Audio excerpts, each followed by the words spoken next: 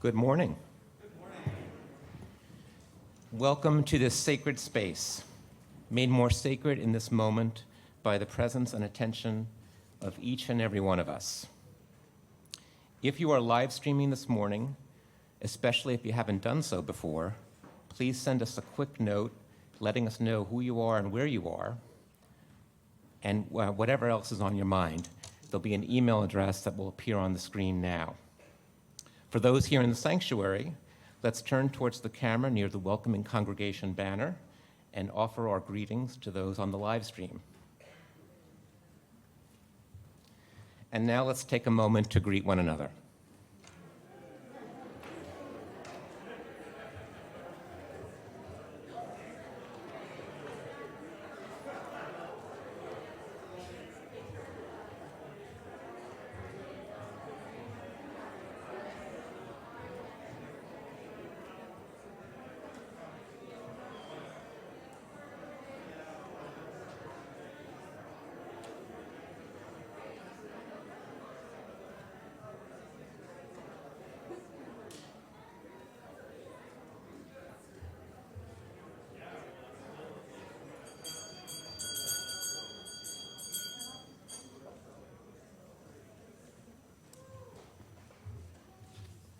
Good morning again and welcome.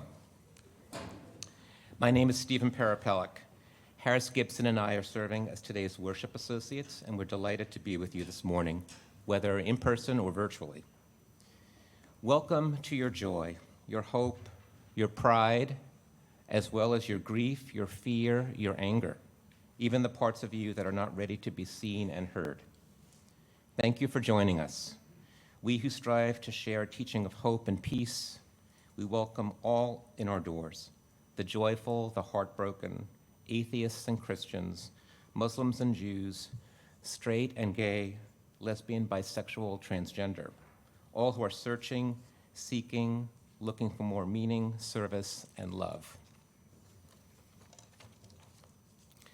Whether it's your first worship service with us or your 100th time or many 100th time, we hope that you'll discover questions that stretch you, people to befriend you, and liberal religious values that challenge you to join us in loving boldly, living justly, and welcoming openly. Together, we strive to be a caring community devoted to spiritual growth, social transformation, and environmental responsibility. Today is a special service and one of my favorites of the year. It's our annual New Year tradition where we ask representatives from 3 generations to respond to the poet Mary Oliver's provocative question, what is it you plan to do with your one wild and precious life? We thank Riley Simpson, Tyson Kamikawa, and Kim Foley for sharing their thoughts with us today. You may have already noticed our minister, Reverend Heather Janulis, is serving as a guest preacher for the Unitarian Universalist Church in Reading, Mass. This morning. This is part of a pulpit exchange with their minister, Reverend Dr. Laura Solomon. As we couldn't get our Sundays to align exactly, we look forward to welcoming Dr. Reverend Laura to our pulpit on the last Sunday in February. After worship, as usual, all are invited to coffee and conversation in the Sims room. Those who wish to enjoy conversation while still being masked may linger in the pews. At noon, please join members of your governing board, the standing committee, in the parlor. They want to hear from you as we take stock of the gifts, the growing edges and challenges facing the Winchester Unitarian Society. Now, let us open our hearts and minds to the spirit of worship with Mary Oliver's poem, The Summer Day, the inspiration for today's service.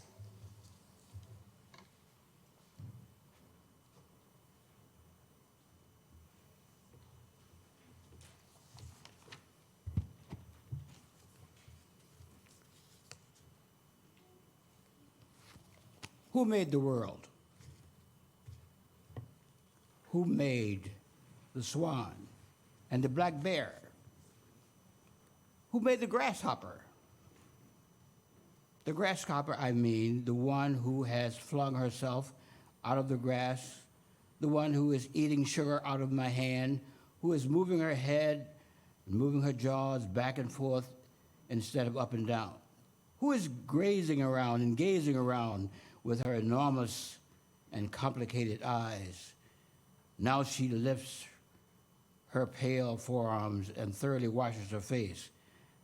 Now she snaps her wings open and floats away. I don't know exactly what a prayer is. I do know how to pay attention, how to fall down in the grass, how to kneel down in the grass, how to be idle and blessed, how to stroll through the fields, which is what I have been doing all day. Tell me, what else should I have done?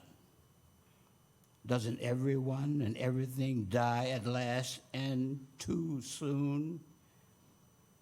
Tell me, what is it you plan to do with your one wild and precious life?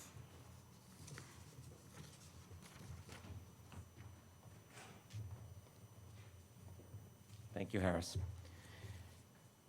We now invite Alice Levering to come forward to light the chalice, and we dedicate the chalice with words by Leslie Takahashi. All that we have ever loved and all that we have ever been joins us on the brink of all that we aspire to create. A deeper peace, a larger love, a more embracing hope, a deeper joy in this life we share. Now please rise in body or in spirit to join in singing hymn number 1 in the gray hymnal, May Nothing Evil Cross This Door.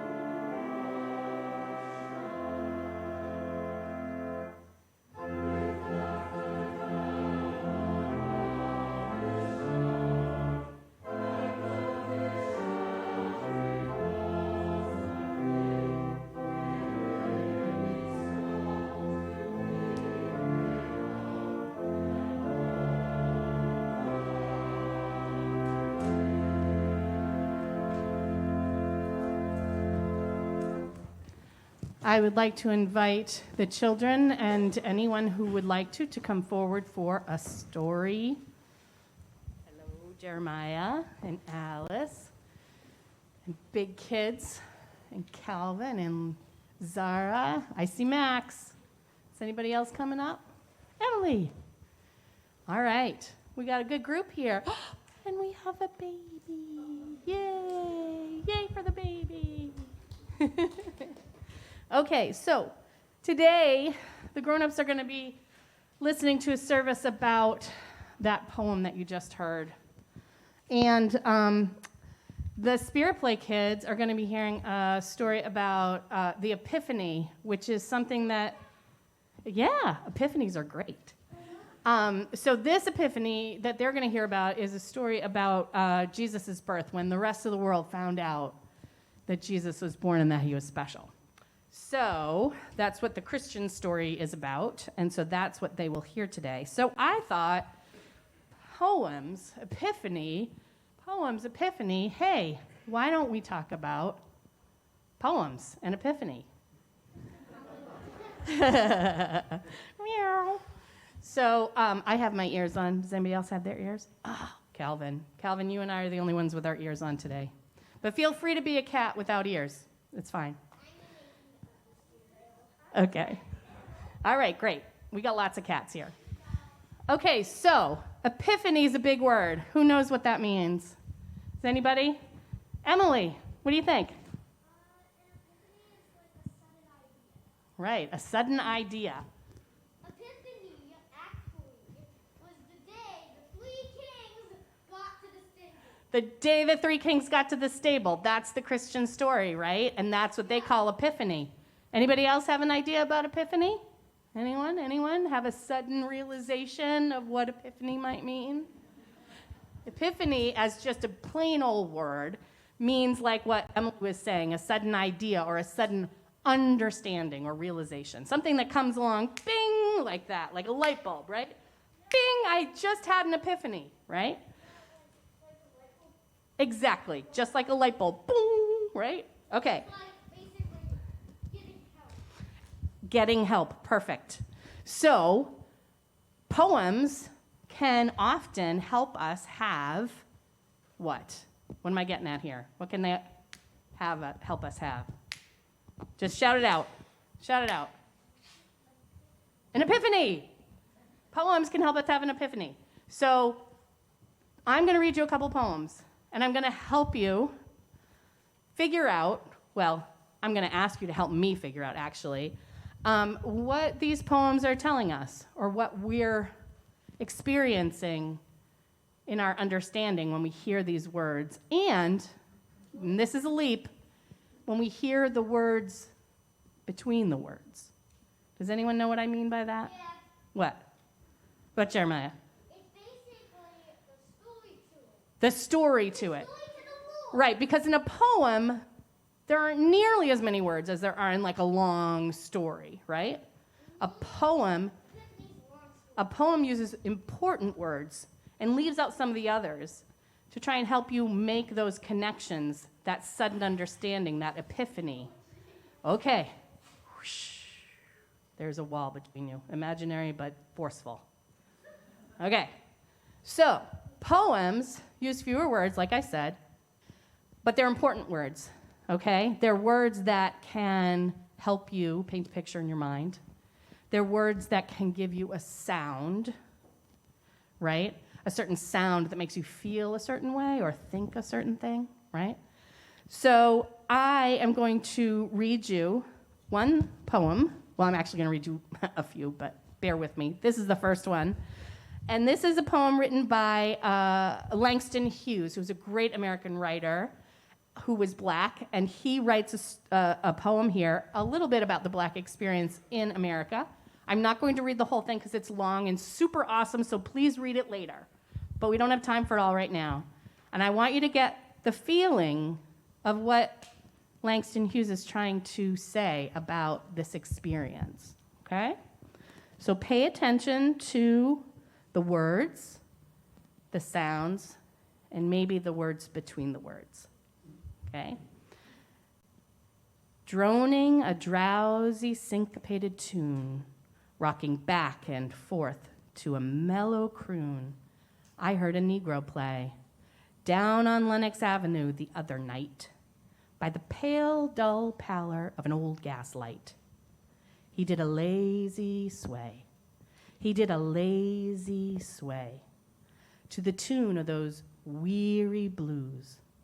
With his ebony hands on each ivory key, he made that poor piano moan with melody.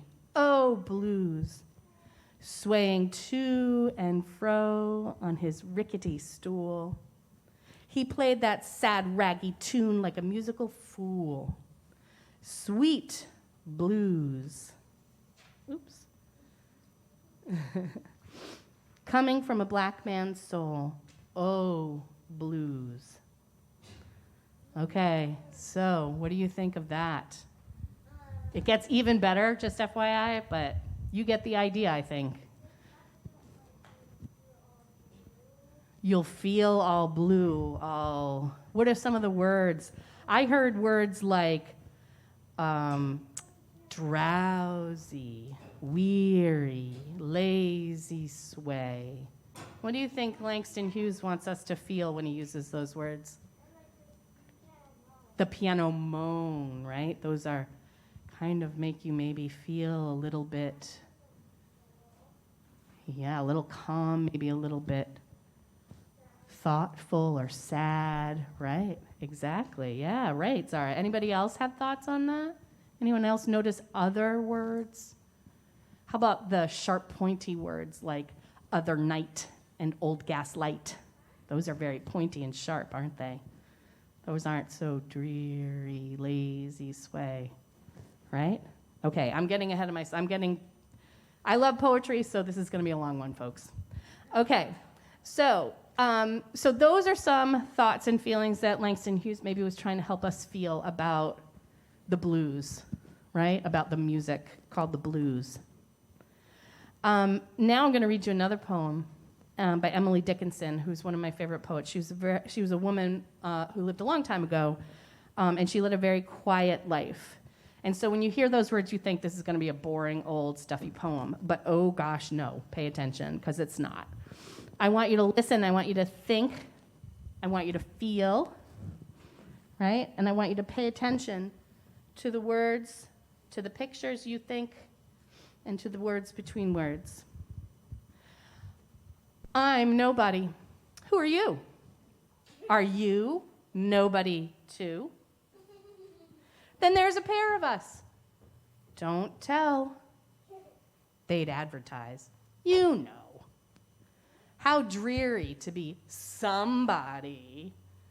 How public, like a frog. To tell one's name, the livelong June, to an admiring bog. All right, there's lots of fun sounds in that one, right? What did you like? What was it you liked best? You loved it, Alice. What did you love? Funny stuff, right? Funny sounds. I'm nobody, right? Nobody usually says, I'm nobody. That's surprising, isn't it? Emily, yeah.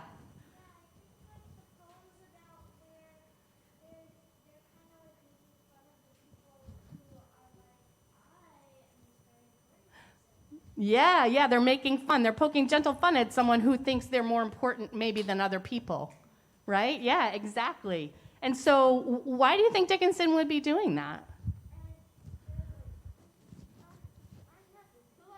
I'm nothing. Who are you? Are you nobody too? Right?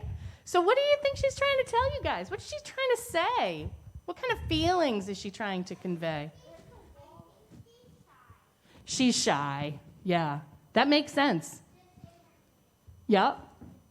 Yeah, she's shy to say her name. Maybe because she doesn't want people to think she's so super important than everyone else. What about the words? What words did you hear? Nothing. Frog. Bog. Those are all good words, right? And good sounds. Sounds like someone maybe talking about themselves too much. Right? Bog, frog, frog. So, did you get any pictures in your head when you heard these? When you heard this? Yeah?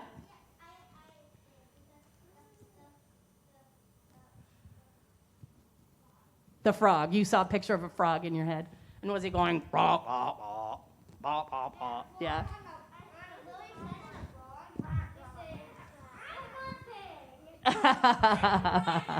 The frog on the lily pad in the bog was saying, I'm nothing. I'm nothing, and I just like, Rah, rah, rah, rah, rah, rah. Yeah. All right, so here's one more poem just because I have to have some Mary Oliver in there because that's our original inspiration for today's service. Mary Oliver was a poet, and she wrote different kinds of poems than the other two that I just read to you. They're much more story poems. So you can probably get a much easier picture in your head from this poem. And it's also about children, and I think there may be an expert or two here about that subject. Are you guys experts on children? Excellent. Alice is an expert on herself. Jeremiah is an expert on babies. All right, here we go. Children, it's spring. And this is the lady whom everyone loves, Miss Violet, in her purple gown. Or, on special occasions, a dress the color of sunlight. She sits in the mossy weeds and waits to be noticed. I need to do better with my page breaks. To be noticed, she loves dampness. She loves attention. She loves especially to be picked by careful fingers, young fingers, entranced by what has happened to the world. Well, the older ones call it spring, and we have been through it many times, but there is still nothing like the children bringing home such happiness in their small hands. Any pictures? Did anybody get a picture? Yes, Alice. All of the pictures, perfect. Let's hear them.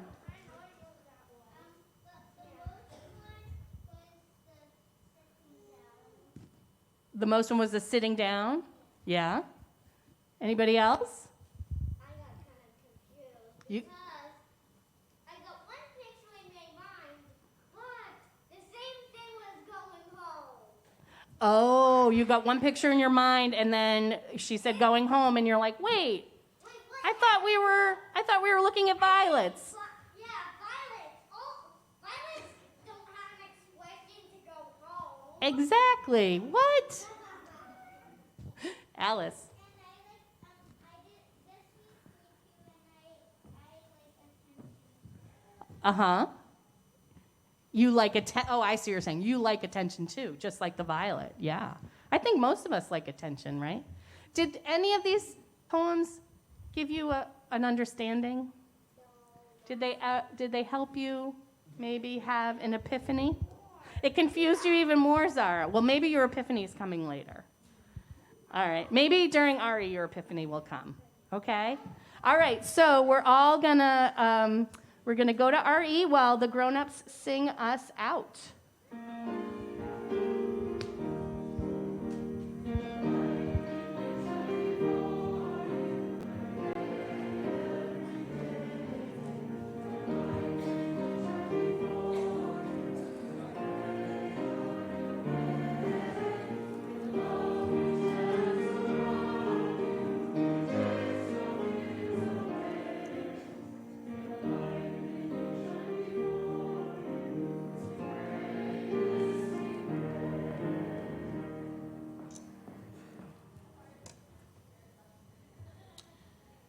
We now enter into the centering time of our service, beginning with the meditation, I Am Running into a New Year by Lucille Clifton.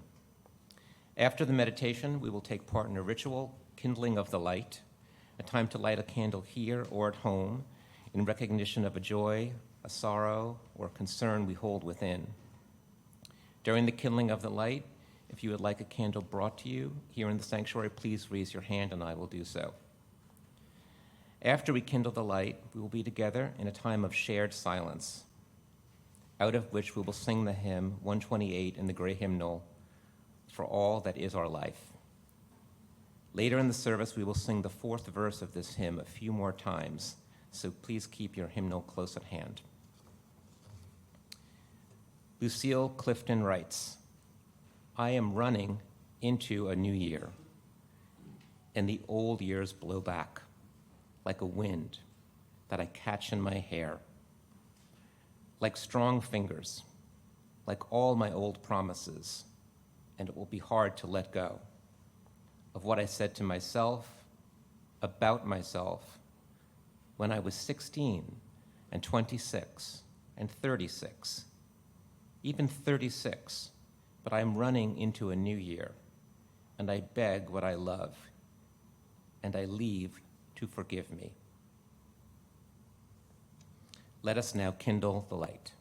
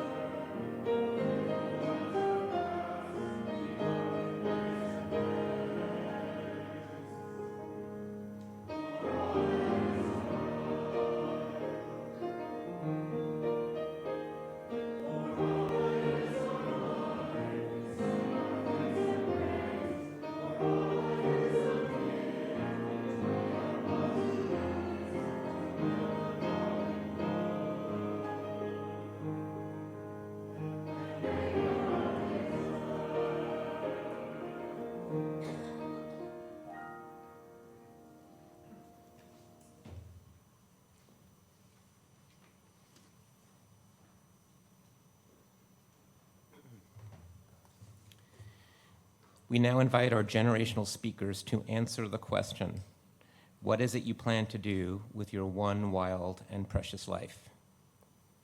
Sometimes we begin with the elder in the group. However, this year we begin with our youngest, Riley Simpson. Let's hear from Riley now. Hello, my name is Riley Simpson. If you've seen me here before, it's usually with cat ears on and with my friends as we spend our Sundays being religious education teachers. On top of that, I'm a member of WCG and the YAC committee. Even though I was not raised in this church, it has become a second home and family to me, which is why I'm incredibly honored to be speaking to you all here today. I'm equally as terrified answering the question of what will I do with my one wild and precious life. Once a year, I go to the doctor to have my yearly checkup with my pediatrician I've known since I was as young as I can remember. Besides the usual exams, blood work, and shots, she always asks me a few questions so she can be up to date on my life. She asks my interests, how I'm liking school this year, which is usually followed by a, "Oh my God, you're growing up so fast." And lastly, she'll ask me what I want to be when I grow up. And consistently for the past 12 or so years, I've given the exact same answer. I don't know. As a junior in high school, I still feel like I don't have a clear idea of what I want to do.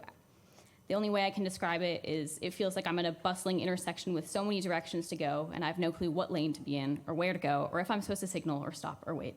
And that's just about how I would describe how good at driving I am. I feel so privileged to live in a time and place where I have the choices and support given to me to help shape my wild and precious life. To be able to see myself following in the footsteps of others, no matter who they are or what they stand for, is truly a gift that I hope to never take for granted. I'm inspired by my mentors and others before me who share the views on their wild and precious life. It reminds me how grateful I am to be here. To live wildly for me is to live a life free of regret, to hold my achievements close and my mistakes closer, to learn from every experience and jump for every change. Living a wild life means ridding myself of all the preconceived notions and expectations I've put on myself, and just letting go. I'd like to think that in my wild life, I'll learn to be happy with my own company and not to twist or contort myself to be someone who I'm not in front of others, to truly learn who I am and what I stand for. To live a precious life is to cherish, to make playlists for every occasion and scrapbooks for every year, to journal for each month just so I can look back and say, wow, look how much I've grown, to record big moments and take pictures of all the little things that bring me joy. A precious life is one spent being grateful and loving to all the blessings I have in this world, whatever they may are and for however long they may stay. I want to play lots of music. I want to teach others with the skills that I have. I want to travel the world and come home and be content with staying in one place or a million. I want to learn and push myself to be a student even past my school years. But it doesn't really matter because to me, living a wild and precious life is not defined by my accomplishments, but instead how I go about achieving them. With that in mind, I present to you my commandments for my wild and precious life. Number 1, to follow my passions wherever that may take me.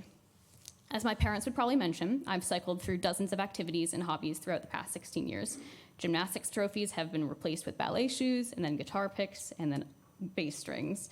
My point is, I want to follow whatever interests me and makes me happy. Whatever that may be in the future, I don't know. I promise to let myself explore different mindsets, beliefs, and emotions. I'm so grateful to have a loving community that supports my ever-growing list of passions.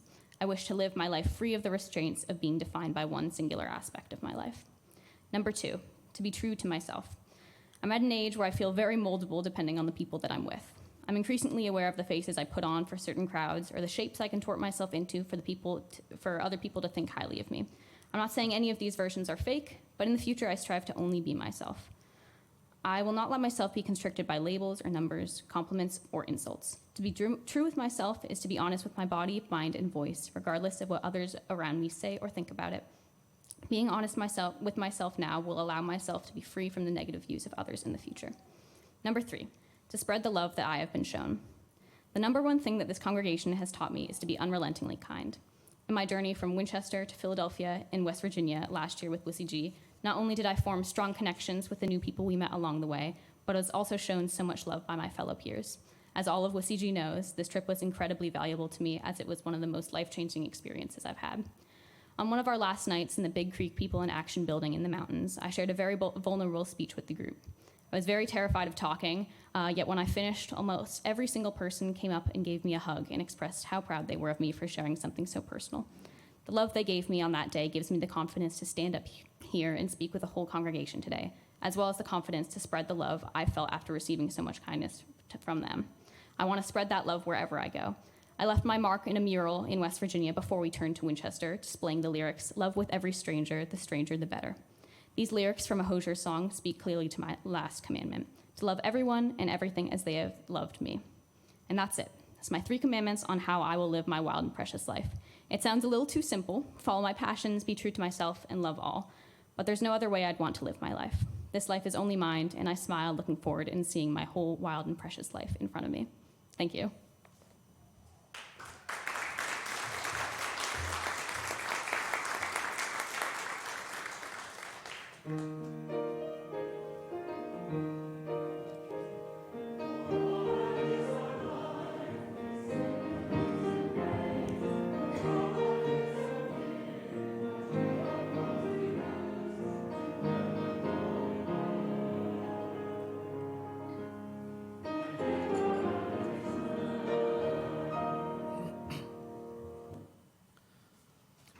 What is it you plan to do with your one wild and precious life? I'm going to counter Mary Oliver with a line popularized by John Lennon: "Life is what happens while you're busy making other plans." For me, planning is a great technique to use when you are trying to storm a castle, build a skyscraper, or learn to play, let's say, a saxophone. But when you are using a plan to direct what to do in the time scale of a human life, for me, you can only be disappointed when life happens to your and your activities don't align to those best laid plans. Or when opportunities are presented to you that you might enjoy, but they fall outside of the plan. What do? How tightly do you grip that plan? Maybe an interesting exploration. Or as Princess Leia said, the more you tighten your grip, Tarkin, the more star systems will slip through your fingers. So buckle in, there's going to be a lot of references thrown at you in the next few minutes, because that's how I roll. What is it you plan to do with your one wild and precious life? When you focus on what you do in your life plan, you may miss other whats that could lead you to an amazing life. Because every what, every choice, every decision has a cost and alters the course of your life. And you can't always or easily backtrack to a time before that decision and choose a different path. Like those old choose-your-own-adventure books from the 80s that I remember. Or in a modern context, when you're playing a video game, you simply restart the game at a previous save point before you charged up to that giant dragon without realizing your tiny little sword was just going to annoy it, and their giant claws would just turn you into hamburger. Oops, redo. Instead of a plan and a focus on what, I have an alternative proposal. Instead of what I plan to do with one wild and precious life, I'll talk about why I do what I do in my one wild and precious life. To me, why is a more interesting question, because when you know why, what, and then how just makes sense. You begin to understand the person at their core and what they value and what drives them. My thoughts on this were inspired by an old episode of This American Life titled The Rundown by Starley Klein. I really can't say it out loud here. It's a great piece, though. The Rundown is about eliminating small talk and getting to meaningful interactions faster, because meaningful time is the only thing of value we can't buy or trade, and we are always losing it. We miss opportunities for meaning in our precious life, in our time. I'm thinking of The Sound and the Fury by James Joyce, where you have 2 narrators narrating the story, and they're juxtaposed with time in different contexts. One part of the book is told out of chronological order, where time has absolutely no meaning and is treated without care. And the next narration, where everything happens in reference to the ticking of a pocket watch. But the title is what tells you everything. It's a fragment of a quote from Macbeth. "Out, out, brief candle, life's but a walking shadow, a poor player that struts and frets his hour upon the stage, and then is heard of no more. It is a tale told by an idiot, full of sound and fury, signifying nothing. So time is my why. Signifies something more than nothing with your one wild and precious life. I like quiet time. I seem to enjoy ruminating on existential dread. Where I am now in my journey, time is something that weighs heavily on my mind. With my amazing kids emerging into their own, and my wonderful wife Christine with me, I'm realizing that every day goes by, I have less time to do what matters. That one wild and precious life is bound by time, and internalizing that is its own journey. So I've been exploring how I will know if I'm using my precious time the best I can. So I see time, like, written all over. Pink Floyd screams time, or it's closing time, one last call for alcohol, or Cyndi Lauper sings time after time, or I've had the time of my life, or Tim Curry sings The Time Warp again, or Rush plays Time Stands Still, and I didn't realize Rush, Time Stands Still, until I wrote it down. Or the Beatles remember Yesterday, or Hugh Lewis in the News gets Back in Time, or one of the greatest bands of all time asks, does anybody really know what time it is? But when the Stones sang, time is on our side, yes it is, they are so wrong. But they were young, that was 1964. Cat Stevens or Yosef Islam corrected, you were young, that's your fault, there's so much you have to know. For us, beings that live in linear space and time, with cause preceding effect, and the guarantee that one's own health is a temporary situation, and that what we call life has a very real end. Time is not on our side. To quote another movie and paraphrase Delmore Schwartz, you know they say time is the fire in which we burn. Right now, my time is running out. We leave so many things unfinished in our lives. I know you understand. Time is the fire in which we burn was the thesis of the movie Star Trek Generations, where we see the death of Captain Kirk. But at the same time, they do this really poorly. They tackle the idea of a wave of infinite time that is crashing across the galaxy, interrupting linear time. It juxtaposed the briefness and fragility of life and what happens when someone discovers that it's possible to escape mortality into the infinite time. It's just another story about humanity trying to escape and beat death. So a why in my life is the very real understanding that my life will end and the number of choices I have left are decremented every day.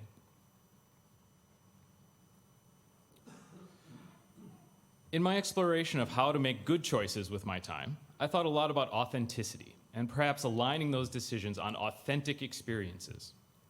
Looking to align with people, organization, and things that have integrity, that have purpose, that are well executed. There's so much around us, so much that lacks authenticity. From reality TV to all of these throwaway consumer products around us, to so-called social networks, to public figures mistaken as leaders, to fast food, to fake news and pseudoscience, to really bad ice cream and other dairy products. I also realized that my idea of authentic is tied to my generational context. I'm a Gen Xer, and an example of that is the Muppets. The Muppets are an important part of my life. And to me, Jim Henson is the authentic Kermit the Frog. But I've come to realize that other people hear Kermit sing The Rainbow Connection and they hear other voices, and that's authentic to them. Or some people may even look at the Muppets in general as being a quirky, hippie derivative of the authentic vaudeville entertainment. Authenticity is where you're sitting. It isn't easy, but I think the search for authenticity is a good why. My attachment to authenticity is also a direct line to art, and specifically to me creating music. I suppose one of the reasons it sticks with me is that it rings with authenticity. In avoiding that sound and fury signifying nothing, art can be everything to me, to society, even to civilization. Art historian Kenneth Clark reflects on John Ruskin, who wrote, "Great nations write their autobiographies in 3 manuscripts: the book of their deeds, the book of their words, and the book of their art. Not one of these books can be understood unless we read the others. But of the 3, the only quite trustworthy one is the last. The acts of a nation may be triumphant by its good fortune, and its words mighty by the genius of a few of its children, but its art only by the general gifts and common sympathies of the race. So I narrow down of the things that I should spend my wild and precious life on. It's art, specifically music. The Kamikawa household is full of art. I'm so impressed every day with my wife, Christine, who is an award-winning painter. And I'd like to think together we embody Jean-Michel Basquiat's idea. Art is how we decorate space. Music is how we decorate time. Together, we decorate both space and time. And there it is again. Each minute bursts in the burning room. The great globe reels in the solar flare, spinning the trivial in a unique way. How all things flash, how all things flare. What am I now that I was then? May memory restore again and again the smallest color of the smallest day. Time is the school in which we learn. Time is the fire in which we burn. COVID burned time for all of us. I decided early on in the pandemic that at best this had the potential to be lost time in my life. With teenagers at home who would easily tire of being so uncool as to spend too much time with their dad, I decided to level up my music skills.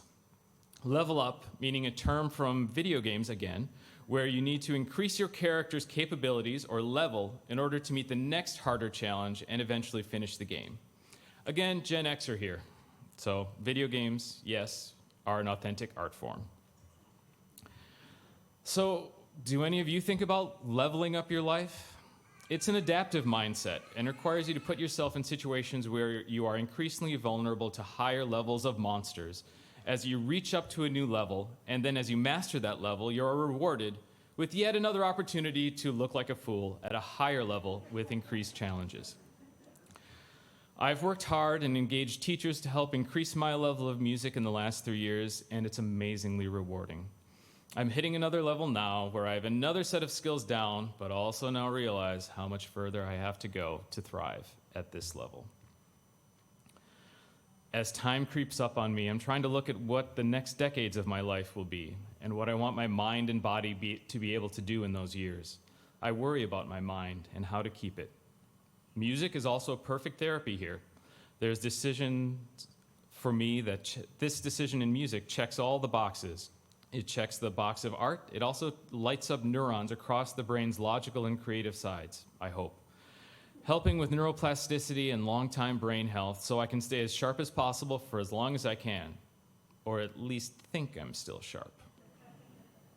I'll have to check in with you next time I do one of these wild and precious sermons. I should also mention that the only reason I get up early in the morning to go to yoga, Pilates, bar classes is that I don't want to be trapped in a shell of a body that doesn't do what I want it to do. It will fail on me eventually, I know that. But perhaps I can do things now, some of them difficult, but meaningful, quantifiable things that will help me keep my health just a little bit longer. The last why is to make choices that increase the amount of mercy in the world. Reference here to Love and Mercy, song by Brian Wilson. Mercy as a high form of love that is generous and understanding, and spending your time in a way that helps people seems to me a good use of my one wild and precious life. Sometimes the choices I make in supporting my family or in my career may not make sense in the immediate or may seem too difficult in the moment, but knowing why helps you understand me. Currently, I know my constant changing of jobs with startup biotechs causes my mom a lot of anxiety. But when you step back and see how it aligns to my why, then the picture comes into focus. In 2008, we decided to move to Massachusetts from my home state of Wisconsin to take a job with MIT's Lincoln Laboratory. For many reasons, I believe this was a good move for my family, and to reinforce my thesis, this would never have been in any plan I would have ever made for myself. This was a surprising opportunity at a great organization that supports national security through prototyping ideas and novel approaches. I was fortunate there to work on several efforts that helped people and earned recognition for my team and even earned a Lincoln Lab Challenge coin, which I was told you may only receive one if you work at the lab your entire life. In the 3 years, I got one, and then I got another. Since then, I've been lucky enough to work at places that also have strong senses of purpose and mercy. But now, instead of defense, I'm in biotech, where I've been working alongside brilliant people trying to bring hope to patients and reduce the amount of suffering in the world. It's complex, it's politically treacherous, it's lousy with failures, and yet so rewarding that I couldn't have imagined a better career if I were to have planned it. You may have heard Louis Pasteur say, "Fortune favors the prepared mind." Or from the musical Pippin, we hear that it is smarter to be lucky than it's lucky to be smart. Then you now have a taste of what I'm doing with my one wild and precious life. Meeting those patients and the families that are being helped by the therapies that I've helped make just a small contribution in bringing to them is tremendously rewarding. And one more thing. When I worked alongside Roger Sudbury at Lincoln Lab, I learned what it truly meant to embody humility. As I was receiving one of the lab coins in a ceremony, he reminded me, the highest award one should seek to achieve is the absence of criticism. Respectfully, Roger, I actually got 3. My one wild and precious life: love, mercy, authenticity, and art. I'm not great at all of these things right now, but I'm leveling up. So I'll close with David Byrne. And you may find yourself behind the wheel of a large automobile, and you may find yourself in a beautiful house with a beautiful wife, and you may ask yourself, well, how did I get here? And you may ask yourself, my God, what have I done?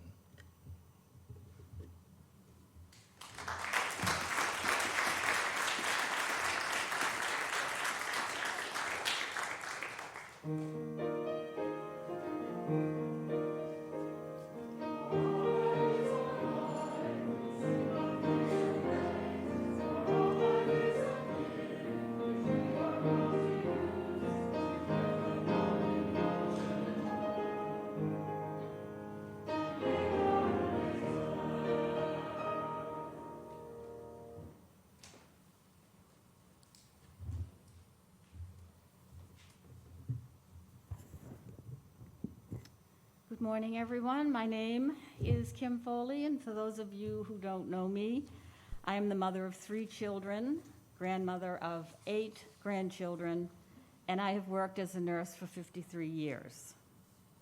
Reverend Heather actually asked me to answer this question last year, assuming I was middle-aged and would answer with a middle-aged perspective. I thank Heather for thinking that, but I am actually in my 8th decade of life, and I will be 75 on my next birthday. Not wanting to outright refuse a request from the minister, I offered to speak this year as an ancient mariner navigating the conclusion of a wild and precious life. Since I've been summoned to share with you my wildlife aspirations, I have created a checklist. I think I should like to do things such as swim the English Channel, hike the entire Appalachian Mountain Trail, ski the Matterhorn, explore the Amazon River by kayak. But wait, there's more. I think I would like to sing an aria on the stage of the Metropolitan Opera. And then I should dance the role of Odette in Swan Lake with Boston Ballet. There is, however, an old saying that keeps calling me. The spirit is willing, but the flesh is weak. And I have come to realize that although I may have intentions of a wild life, I am no longer the strong and energetic individual I was in my younger years, and the very thought of doing these things makes me want to lie down and put my feet up. So, since a wild life may not be part of my remaining years, I'd like to believe that a precious life looms large and will sustain my being until I depart this earthly planet. Therefore, allow me to provide a more realistic answer from my perspective to Mary Oliver's question. I have come to realize that life really is precious, but at my age, it is also a gift. With that said, I want to spend as much time as possible with my family and friends. It seems like my children and grandchildren have grown up overnight, and I ask myself, where has the time gone? How much time do I have left to share in their lives? I want to cherish and enjoy every minute I spend with them, and I hope they might look back on our time together with fond memories. I want to listen to the quiet. What does that mean, you might be thinking? To me, it means just that. Find a quiet place with no distractions, no noise, put away the electronics, and just listen. No activity other than listening. Sit, stand, lie down, close your eyes. Leave them open, your choice. I find listening to the quiet very relaxing and refreshing, maybe even uplifting, inspiring, or you could say invigorating. You could possibly call it meditation, but since I've never had formal instruction in meditation, I'm not really sure. I simply call it listening to the quiet. I want to continue helping people and be kind to all living creatures at all times. That's how I was raised, and having been a nurse for 53 years, you could say it's in my DNA. It's simply what I do, and I see no reason to do otherwise. I'd like to take a minute to share a Native American prayer that I have strived to emulate since I first read it many years ago. O Great Spirit, whose voice I hear in the winds, and whose breath gives life to all the world, hear me. I am small and weak. I need your strength and wisdom. Let me walk in beauty and make my eyes ever behold the red and purple sunset. Make my hands respect the things you have made, and my ears sharp to hear your voice. Make me wise so that I may understand the things you have taught my people.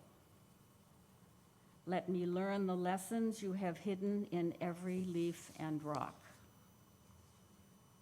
I seek strength not to be greater than my brother, but to fight my greatest enemy, myself. Make me always ready to come to you with clean hands and straight eyes, so when life fades as the fading sunset, my spirit may come to you without shame. I have a copy of this poem posted on a bulletin board in my kitchen, where I am easily reminded of the wisdom of these words with a mere glance. In closing, I'd like to share one last thought. Since I am in the proverbial twilight of my life, I eagerly look forward to each new day and savor its riches rather than waste time worrying about when my wild and precious life might end or whether or not tomorrow will come. In other words, as the great Charles M. Schulz, creator of Charlie Brown, Snoopy, and Peanuts, once said, "Don't worry about the world coming to an end today. It's already tomorrow in Australia."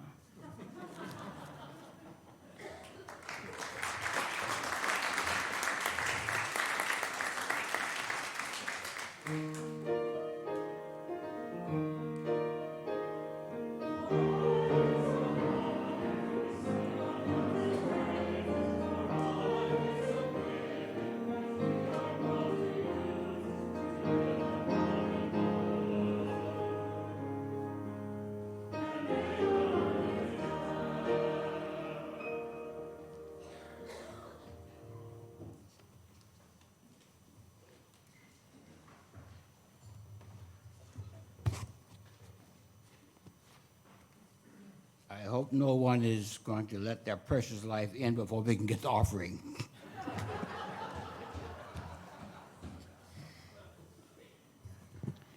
Our weekly offering is an opportunity of dedication, an invitation to live out our values through our acts of generosity. In this way, the offering is a spiritual practice, a collective affirmation of our shared values and commitment to the mission of the liberal religious congregation such as this. This morning, we share our gifts with the Better Future Project of Massachusetts. The mission of that is to build a diverse, powerful, and democratic grassroots movement that will drive society to address climate change and the devastating effects of same. We want to transition from things like coal and oil and gas toward an economy powered by renewable energy that's equitable and beneficial to all of the people. There are different ways that you can donate. Those attending by live stream will soon see information about how to give. Those in the sanctuary may give cash, checks, or donate electronically. Please write or type the date of your offering in the memo line or the comment field. If you're visiting for the first time, either in person or online, you will be our guest. The most valuable thing you can offer is, at this point, is contact information so that we may stay connected with you beyond today's service. Live stream attendees will have information about how to complete the virtual visitor's card, and the person attending can use that in the physical visitor's card in the pew racks in front of you. Please complete it and put it in the collection plate. The offering will now be generously given and gratefully received.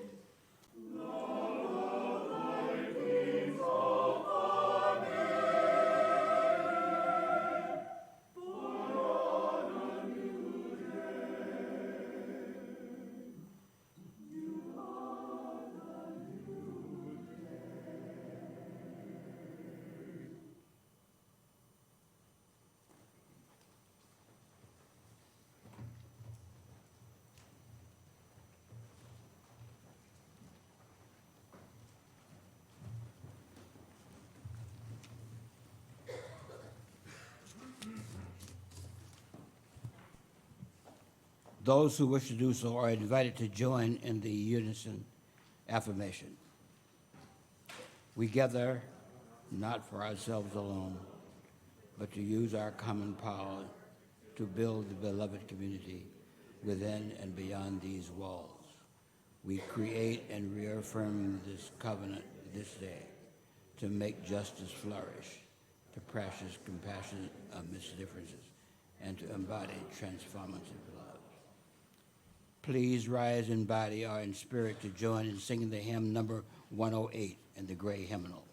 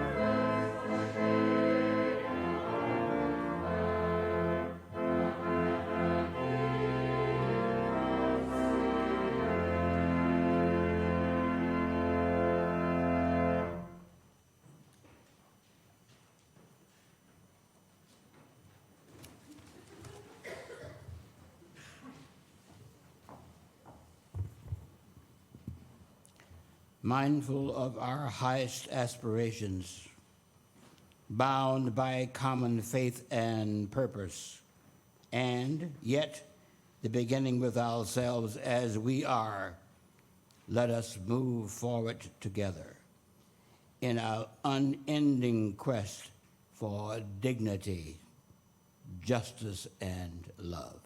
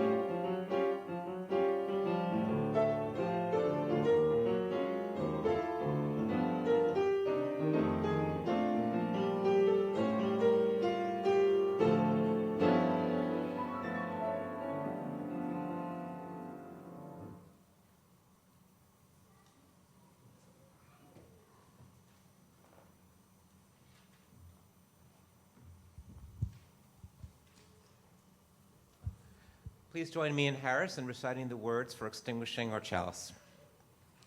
We extinguish this flame, but not the light of truth, the warmth of community, or the fire of commitment. These we carry in our hearts until we are together again. Our service has ended, but our life of service continues.